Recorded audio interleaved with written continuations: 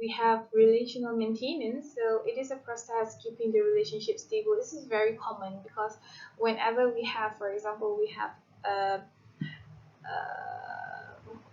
what we call, you have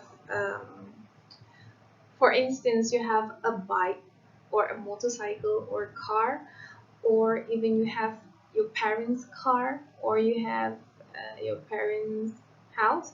So, to keep the property safe and be in a good condition is that you need to have a good maintenance. So there is same goes to the relationship. To keep the relationship good, to sustain the relationship, to ensure that the relationship has a very positive impact towards you, you need to do a relationship maintenance. Okay, um, this stage can stabilize at any level of intimacy.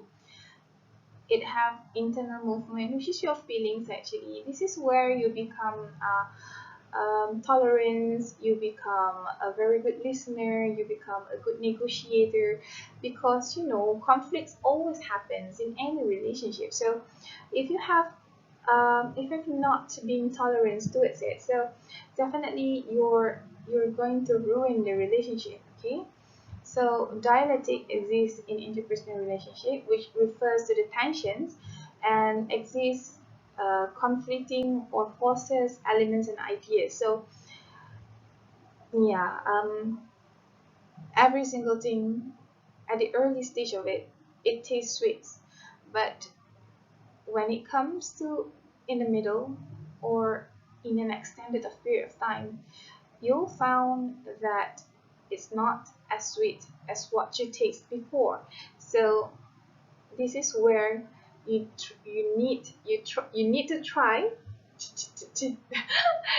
to try to be as tolerant as you can to protect the relationship. Okay, so contradicting that existed in a relationship means that each one of the person in the relationship um, are try to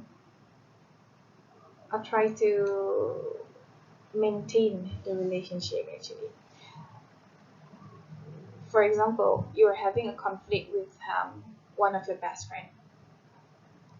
I don't want to give example for a love relationship because it's very common, right? So, but friends also very common, and siblings also very common. But yeah, I just simply take a friend as a friendship as an example. So, having said that, you have a good friend there, and then you have conflicts due to the differences of ideas. Okay, maybe she wants to go to Amsterdam for holiday, but she wants to go to Langkawi because you are local supporters. So the conflict arise might seem simple, but it could cause um, chaos to the relationship. So if say that you want to maintain the relationship because you love her so much, she's your best friend, right? So you tolerate her and you say, yeah, it's okay, even though I don't have any money, I try to, I don't know, save my money because we'll go to Amsterdam because you love her and you love the relationship. But somehow, sometimes it should be a win-win situation in a relationship. If it's only you who uh, try to maintain the relationship, but the other person is actually um, not doing the same thing, then I don't know. It's not a positive relationship. It's a toxic relationship. Okay, so that is relational maintenance. All right, the next one, deterioration. Deterioration is actually a relationship which coming apart. Um, that relationship can't be safe anymore. So Why is it happen? Because first we have differentiating.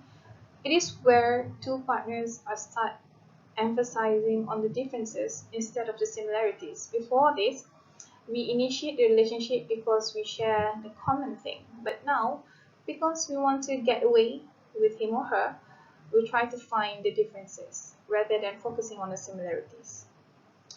And then we have circumscribing, where you have shorter time shares together. You can't see each other. You feel empty, and then the other person also feel the same. So this is also the causes of deterioration. So um, I could say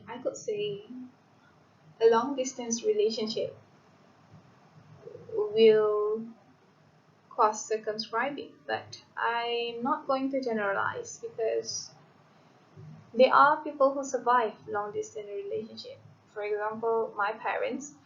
I used to live with my dad for this from standard 2 until form 1 in Kelantan, and my mom was in Kuala Lumpur, Pahang. So um, my dad and my mom is having a long distance relationship. Throughout the journey, of course, there's ups and downs, but they manage to handle it very well because they tolerate to each other. They do understand the situation. They know that it is hard for both of them to be apart.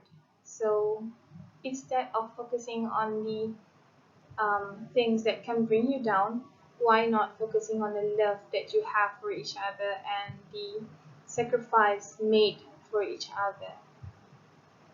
Okay, it's just uh, a sharing session. And then we have snack. Snack. I'm hungry, so I'm thinking about snack. Okay, we have stagnating, which is lack of activities together. The interactions are minimal and only for convenience. Sometimes when our partner or friends um, try to ask us for joining him or her for coffee or movie time, but we don't feel like doing that anymore. So, a lack of activities together will cause um, deterioration. Deterioration. Okay, and then we have avoiding, where you have reluctance to interact. You don't want to talk to him or her anymore. So we always find reasons to not to see him or her, not to talk to him or her. So we keep on arguing, we keep on fighting, we keep on disagreeing on what he or her said. So this is definitely the causes as well. And the last one, terminating, where we simply terminate the relationship. We no longer see each other. We no longer know about each other. We no longer talk about each other. For example, like divorce or breaking up, and even if in some friendship, kita tak jumpa kawan baik kita lagi. So we separate and we take our own ways. So yeah, terminating. So that's happens, and that's other causes of deterioration. All right, it's so sad talking about that. Okay. So now,